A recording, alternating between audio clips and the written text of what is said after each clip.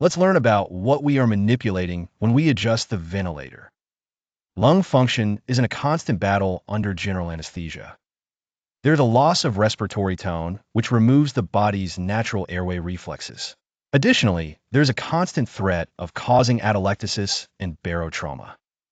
We also have an increase in secretions, increased retention of secretions, and damage to the mucociliary elevator, which does not help the situation. If that wasn't bad enough, there's also physiologic shunting of perfusion and oxygenation, which results in a decrease in POW2 and increases VQ mismatch.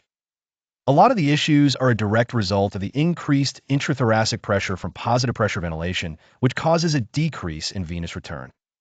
Peak inspiratory pressure is applied during positive ventilation. This is the maximum pressure in the patient's airway during inspiration. Anything that increases resistance will increase the positive inspiratory pressure. Peak inspiratory pressure is more of a reflection of resistance.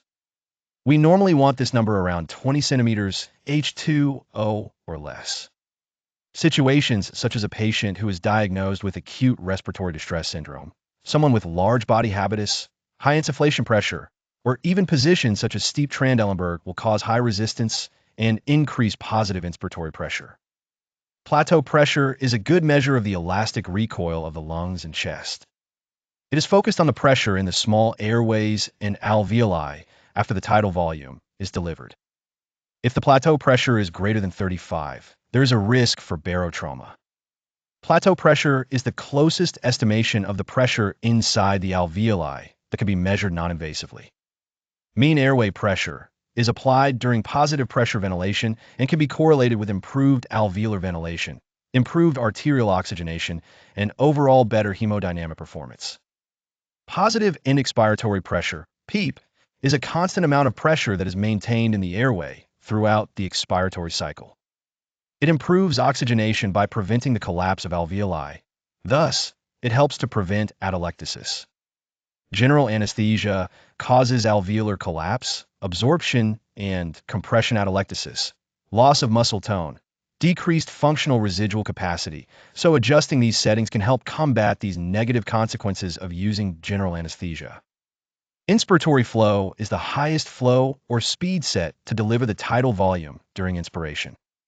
Higher flow rates cause faster delivery and shorter inspiratory times. It is important to know that not all of the oxygen that you are delivering to the patient ends up reaching the end of the lungs, where most of the gas exchange is happening. Dead space accounts for about 33% of each breath and does not participate in gas exchange. In an adult, a normal tidal volume is about 500 milliliters, with a dead space volume of 150 milliliters. Total dead space is the sum of the anatomical dead space and alveolar dead space. When thinking about the action of breathing, we know that flow goes both ways. When changing settings on the ventilator, adjustments can be made to both inspiration and expiration.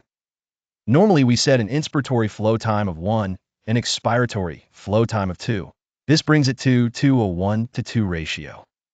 Inverse flow rates can be set so that the inspiratory phase time is greater than expiratory time, but we usually keep the expiratory time a little longer. Stay tuned for more videos.